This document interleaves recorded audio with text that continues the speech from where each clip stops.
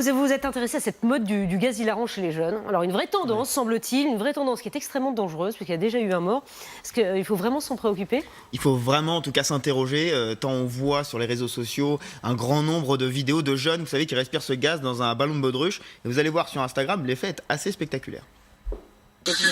Des grandes aspirations tu fais.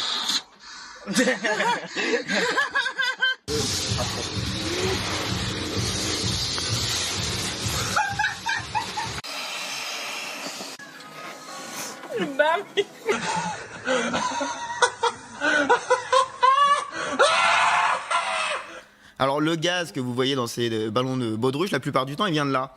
Ces petites cartouches, alors si vous faites de la cuisine, vous savez ce que c'est. Ce sont des recharges à siphon à chantilly. Ça coûte quelques euros, hein, c'est pas très cher dans la grande distribution. Et effectivement, là-dedans, on trouve le fameux le protoxyde d'azote qui provoque cet effet effectivement d'hilarité. Alors c'est un vrai phénomène à tel point que dans certaines communes, par terre, ça jonche le sol littéralement, des jeunes qui les ont utilisés et qui les mettent par terre. On les trouve par dizaines, par centaines. Là on est à Villeneuve-d'Ascq dans le Nord, les associations de quartier s'inquiètent beaucoup. Et puis pour l'anecdote, moi je suis allé dans les grandes surfaces hier, j'ai fait 5 grandes surfaces, 5 ruptures de stock. C'est-à-dire qu'il y en a quasiment plus, donc moi je les ai commandés sur internet.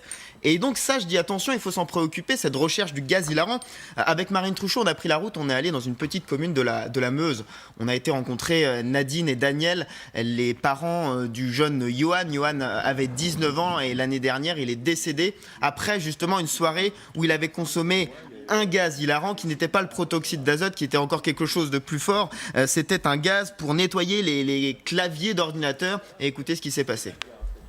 Donc ils se sont mis à faire une première fois donc leur jeu avec les ballons.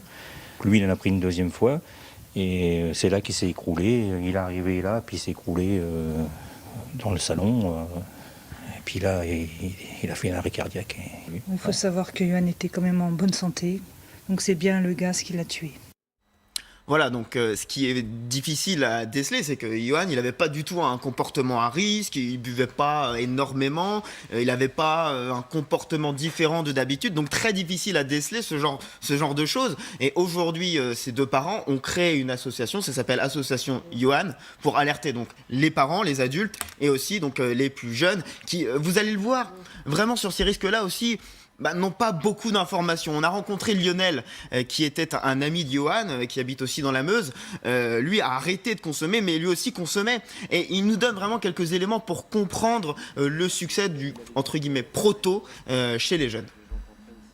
On a le sentiment, on se sent tout chaud, on a le corps tout chaud. Et puis après, il y a le fou rire qui arrive. On rigole pendant peut-être 1 minute, 1 minute 30. Je sais que dans mon lycée, on a quand même pas mal compris.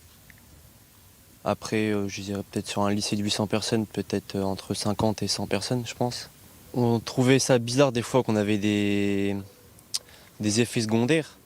Par exemple, le mal de tête, mais on pensait que c'était comme l'alcool ou comme la drogue, c'était quelque chose il y avait des effets secondaires, mais c'était pas forcément dangereux, quoi.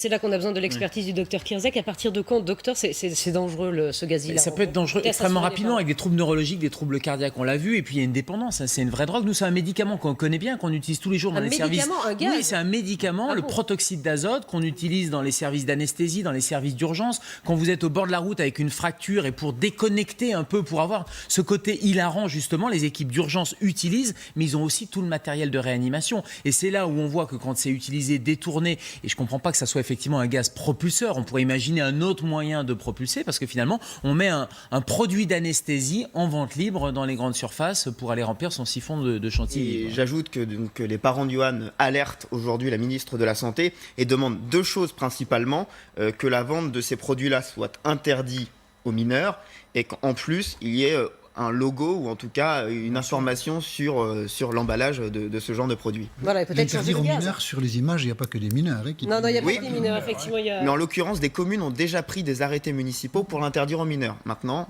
ce qui est demandé, c'est ce qu'on appelle législation. C'est ce qu'on appelle les protoparties, avec parfois les bouteilles, comme les bouteilles d'oxygène, de protoxyde, qui sont volées dans les hôpitaux et utilisées, détournées malheureusement, et on en gonfle des ballons de baudruche. Mais c'est clair qu'on pourrait utiliser un autre gaz propulseur. Techniquement, je pense qu'on peut faire ça. Merci beaucoup. Non, Benjamin, Oui, juste un mot. mais d'un mot, aujourd'hui, aux parents d'en parler aussi avec Oui, leurs bien enfants, sûr, de évidemment, discuter il faut autour de ça échanger. d'une table, ça coûte Et être pas grand-chose. vigilant, effectivement, pour éviter les drames. Voilà, Benjamin Cruard, reporter. Donc c'est tous les jours à 6h10 et 7h10. Vous restez